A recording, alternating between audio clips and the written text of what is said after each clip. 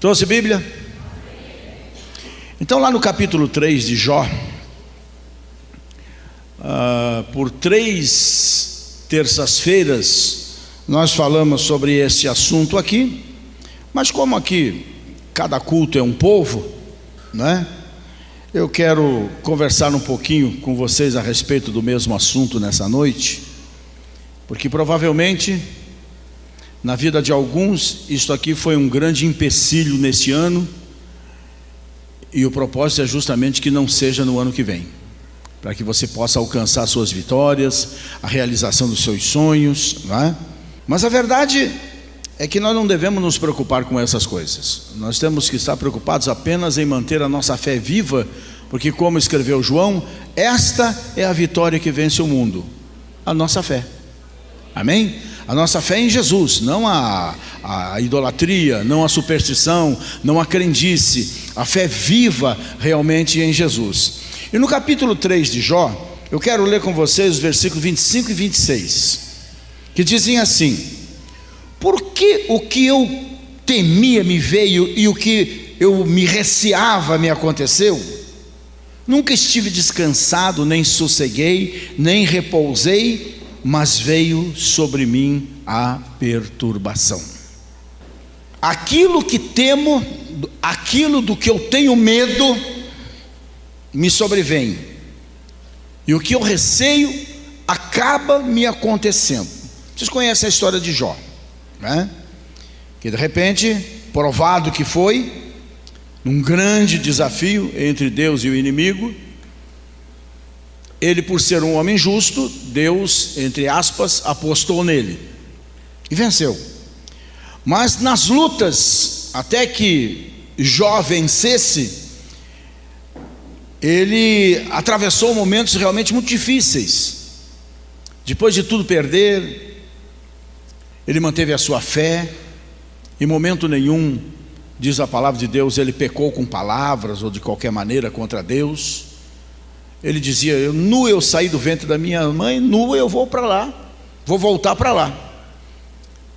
O Senhor deu, o Senhor tomou, bendito seja o nome do Senhor. Então era um homem firmado na sua fé. Mas de repente, ele recebe a visita dos seus 3 amigos mais chegados, que ao verem o seu sofrimento intenso, tinha perdido tudo e agora estava com o corpo deformado por feridas, diz a Bíblia, se coçando com um caco de telhas, assentado sobre cinza. Esses 3 amigos vêm e se assentam perto dele, e por 7 dias e 7 noites ali ficam do lado dele sem dizer palavra, porque viam que a dor dele era muito grande.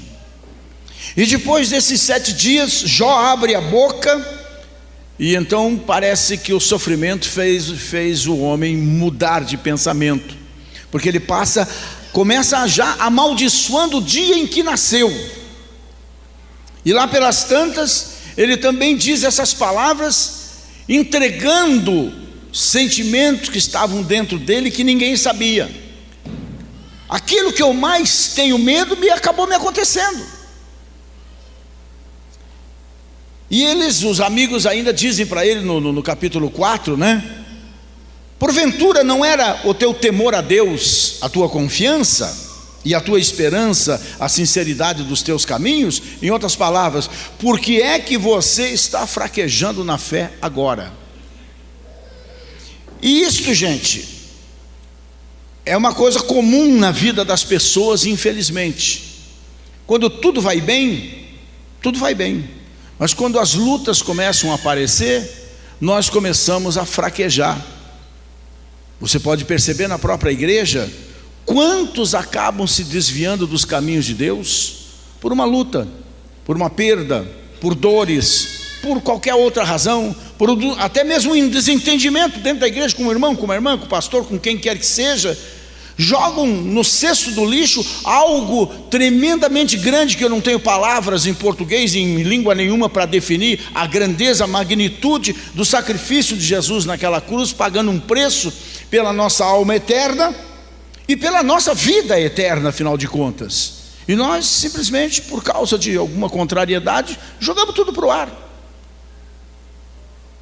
E uma lida rápida nos primeiros versículos do livro de Jó vai revelar que toda coisa ruim que você imagina aconteceu com ele. Só para relembrar, não é? Roubaram todos os seus bois, roubaram todos os seus jumentos, o fogo queimou as suas ovelhas, o fogo queimou os seus muitos empregados. Os caldeus, seus inimigos, né? Inimigo do povo hebreu, roubaram todos os seus camelos.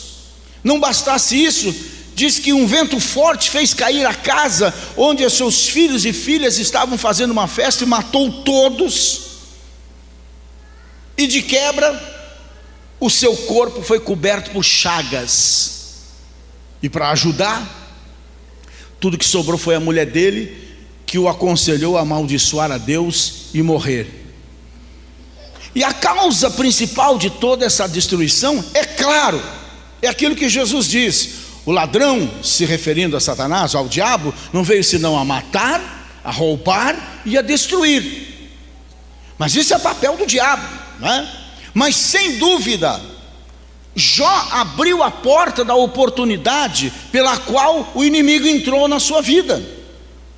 Toda coisa maligna que caiu sobre ele entrou pela porta do medo, do temor, da fé abalada, da fé doente, da fé atrofiada. E não é só na vida dele. Tudo que possa acontecer de ruim na minha vida ou na tua vida, a porta sempre será a porta do medo, a porta da incredulidade, da desobediência. Essa é a porta, não é? E a palavra de Deus mostra claramente que antes que viessem os problemas, o Jó já temia que viessem. Ele estava constantemente temeroso de que as coisas boas de Deus em sua vida não durariam para sempre, e que de um momento para o outro, aquilo que era prosperidade podia mudar, e a vida dele se tornar um caos. E este medo de Jó não vinha de Deus, não podia vir de Deus, não vem de Deus, porque o medo não provém de Deus, muito pelo contrário. Lá em 2 Timóteo 1,7 diz: porque Deus não nos tem dado um espírito de medo, mas de poder, de amor e de moderação. De poder, de amor e de moderação. Isto é o que recebemos da parte do Espírito de Deus na nossa vida. Não há razão, portanto, para termos medo, porque o que Deus nos deu, Ele não vai tirar. Até porque os dons, está escrito lá em Romanos, são irrevogáveis. O que Deus deu, Deus deu e não tira, não é? Então preste atenção, porque você tem todo um ano pela frente, novo pela frente. Na verdade você tem toda uma vida pela frente, e por causa do medo não temos alcançado muitas coisas e temos perdido as poucas que tínhamos, mas em momento nenhum Deus nos tem tirado. Então preste atenção nisso: o espírito de medo não provém de Deus, porque o medo é um imã negativo, só atrai o que não presta. Até um cachorro, ele sabe quando você está com medo. Até um cachorro sabe quando você está com medo.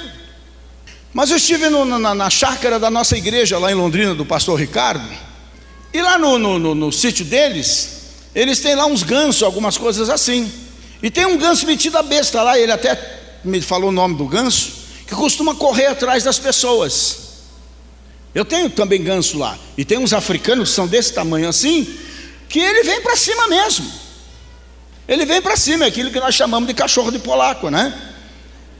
Que faz uma algazarra anunciando quem está chegando e vai para cima mesmo, como se fosse um cachorro brabo. Mas tem um segredo, né? Acho que foi a Rosa que foi mordida lá, não foi? Não, alguma de vocês foi lá. Nheque aqui, e tem uma serrilha assim no bico deles, não é isso? Quando eles vêm para cima de mim, tem 16, é uma quadrilha o troço, não é? É uma quadrilha de bandido ali que vem para cima mesmo. Quando às vezes eu estou distraído, andando, não sei o que, eu só escuto aquele quack, quack, quack, quack, pronto, pode acreditar, é ganso querendo vir para cima. Quando eu olho e eles estão se armando e vindo para cima, o que eu faço? Eu faço o que você devia fazer com o diabo. Eu simplesmente abro as minhas asas e vou para cima deles. Como eles não são bobo nem nada, estão vendo que eu sou maior, eles saem todos correndo. E esse é um princípio que tem que ser usado contra Satanás realmente. Sujeitai-vos a Deus, é o que está escrito. Resisti ao diabo, e ele, perna para que te quero, ou casco para que te quero, não sei, não é? Então, gente, isso é uma coisa interessante. Você aprende com as mínimas coisas, grandes coisas, não é? E Jesus mesmo mostrou que o medo abre a porta da vida de uma pessoa para o diabo controlá-la. Não tenha dúvida disso. E de repente vem uma senhora no meio daquela multidão e me abraça e tal. Lembra de mim, pastor? Eu não sou de enrolar. Eu disse, não. Aí ela me falou, coisas de 30 e poucos anos atrás, que foi liberta de possessões malignas terríveis, não é? Mas coisas que deram trabalho. Por quê? Porque a pessoa, quando continua mantendo o medo, mesmo depois de liberta, ela abre a porta para o bicho voltar. Então não só dá trabalho para nós que libertamos, como muito mais para a pessoa que está sendo libertada, porque ela não quer, porque não quer que aquilo volte. Mas de repente, um barulhinho na casa, um vulto, ou qualquer coisa parecida, um arrepio, não sei o que, já ficam apavorados. Muitos de vocês não dormem de luz apagada. Como é que eu sei? Eu sei. E qual é a diferença? Se você soubesse que o escuro vai te ajudar tanto, mas tanto no bom sono. Tem gente aí que dorme mal porque dorme de luz acesa, dorme com luz acesa no corredor, dorme com luz acesa não sei aonde, não dorme no breu realmente. Por quê? Porque tem medo. Medo do quê? Se a mão do Senhor está sobre a nossa vida, nós podemos virar para o outro lado e dormir no breu, sem problema nenhum, que vai fazer bem, inclusive para a saúde e para aquilo que a gente chama de sono profundo, que é o sono que todo mundo tem necessidade. Não pode, portanto, ter um sono superficial, senão já vai acordar cansado, afinal de contas. Até nisso o diabo age, para detonar com o emocional das pessoas, não permitindo que durmam direito. Então, gente, o que eu quero dizer para você, você é de Jesus? Você tem a marca do sangue na sua vida? Então por que tem medo? Por que tem tanto receio? Nós não temos motivo para ter medo de nada, porque o diabo não pode fazer nada contra quem tem a marca do sangue. É só lembrar da passagem lá da Páscoa. O anjo da morte passava longe das portas das casas, das casas dos hebreus, porque nas vergas e nos umbrais estava a marca do sangue do cordeiro que eles pintaram lá. Nós temos essa marca na nossa vida, não é nas portas só, nós temos na nossa própria vida. Maior é aquele que está em você do que aquele que está no mundo. Nós temos que agir como Paulo agia, dizendo: eu sei em quem eu tenho crido. E vamos ver alguns dos temores que podem ser fatais e que você tem que evitar de todas as maneiras na sua vida, e procurar fazer de 2013 o melhor ano da tua vida até aqui, encarando o inimigo e não fugindo dele, mas indo para cima dele em nome de Jesus e o fazendo afugentar-se da sua casa para sempre, da sua vida, do seu casamento, dos seus negócios. E sabe, os temores que são mais terríveis, fatais na vida das pessoas, são os mais comuns, mas excessivamente poderosos. São os que mais facilmente nos possuem, nos aterrorizam e mais rapidamente nos destroem. E o que é pior do pior, fazem muita gente negar a sua fé, porque acaba partindo para superstição, para crendice, pendurando coisinha aqui, pendurando coisinha ali. É uma figuinha, é uma fitinha vermelha, é o elefantinho, é o cristal, é a pata do coitado do coelho que não tinha nada a ver com o assunto, não é? E esse tipo de coisa está fatalmente nos levando a negar a nossa fé.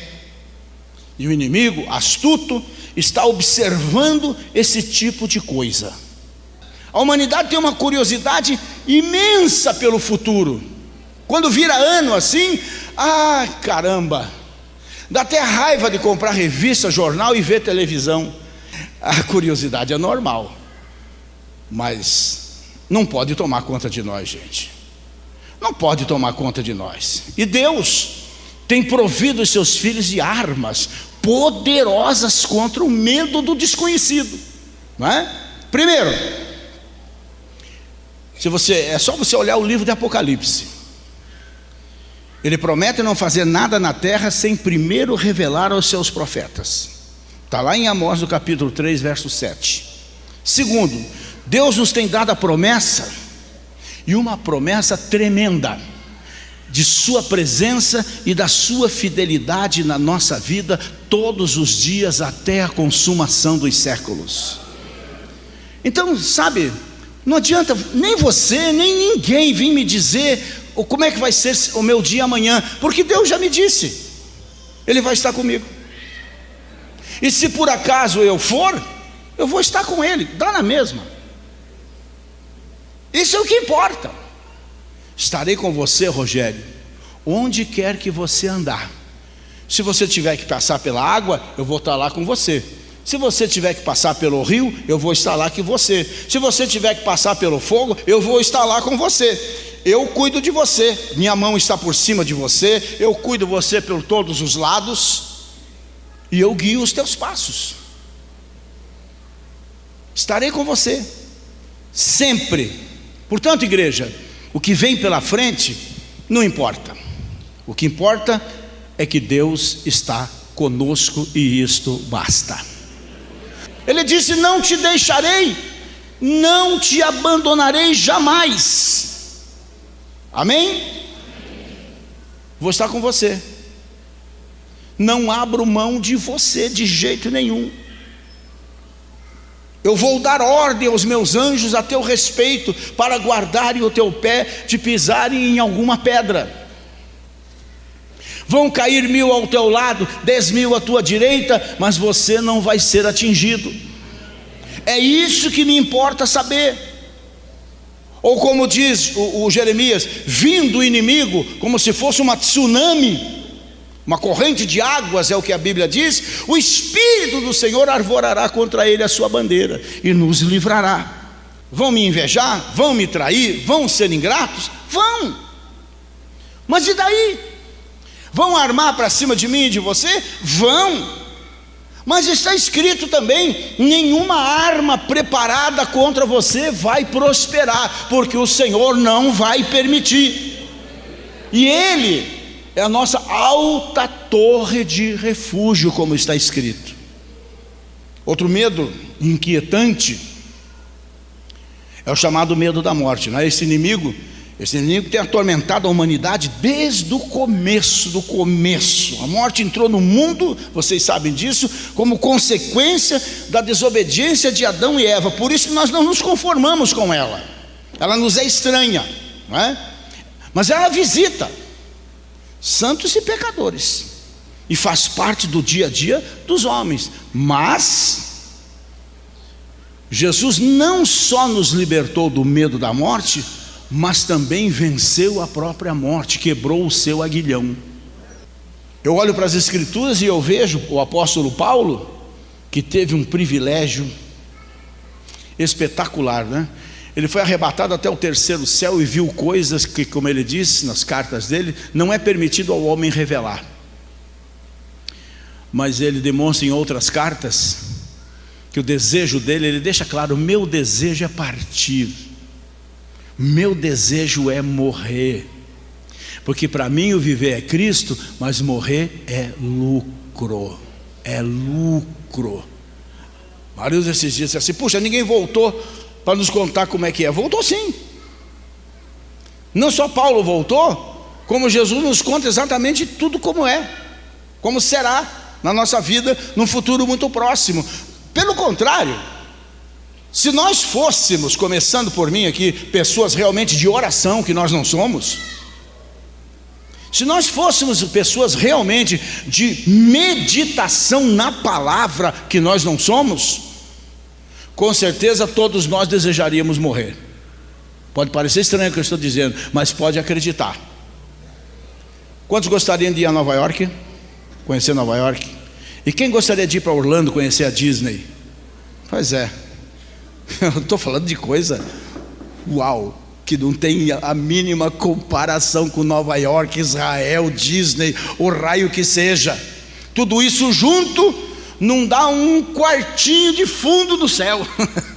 Se é que tem quartinho de fundo lá, né? Que com certeza não haverá.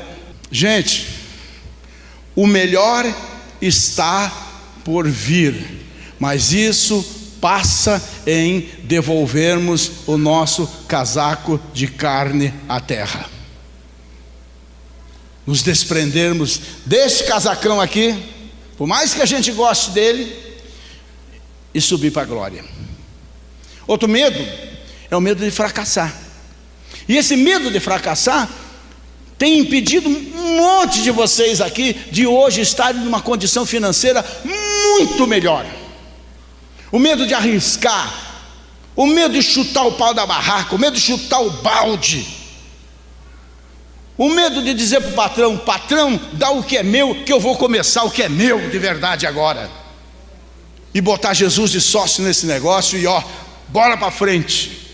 Quando você se volta para a promessa de Deus, quando você se volta para a palavra de Deus, você vê nela só ajuda, bênção, vitória e sucesso, sempre, sempre. Isso passa pela obediência, pela coragem. Há um texto bíblico lá em 2 Coríntios 2,14 que eu acho maravilhoso. Deus sempre nos conduz em triunfo em Jesus Cristo. Não é uma vez ou outra. Cada novo dia uma nova vitória, um novo triunfo. Somos conduzidos em Cristo sempre em vitória. Como Paulo escreveu aos Romanos: eu posso em todas as coisas, melhor dizendo, em todas as coisas somos mais do que vencedores. Portanto, igreja, nós vamos vencer com Ele, nós vamos vencer por Ele, e sobretudo para a honra e glória do nome dEle. Mas nós vamos vencer, se estivermos dispostos a simplesmente agir como um Caleb, como um Josué, como tantos outros homens de fibra, como Gideão, que confiaram nas promessas de Deus. É o que nos falta. Outros se apavoram com medo da falta, o medo da insuficiência, não é? E o mundo vive hoje escravizado pela escassez. Gente, o negócio está feio nesse mundão de Deus. Falta alimento no mundo. Bilhões estão com fome. É uma coisa hedionda. Ninguém no mundo deveria passar fome, mas infelizmente bilhões passam fome. Por quê? Porque o diabo tem tentado provar que quem nos criou não tem poder para cuidar de nós. Mas o salmista dizia: o Senhor é o meu pastor. Aí é que está. Sendo o Senhor meu pastor, nada me faltará. As nações não querem nada com Deus. Elas se voltam para lá, para ali, para colar, não sei o que, mas para o verdadeiro Deus não. Elas se voltam para falsos deuses, inexistentes na verdade, para ídolos e tudo mais, mas para o verdadeiro Deus nunca. Mas se o Senhor é o nosso pastor, a verdade é essa: nada haverá de nos faltar. E nós temos que confessar isso, nós temos que crer isso, nós temos que profetizar essas coisas na nossa vida.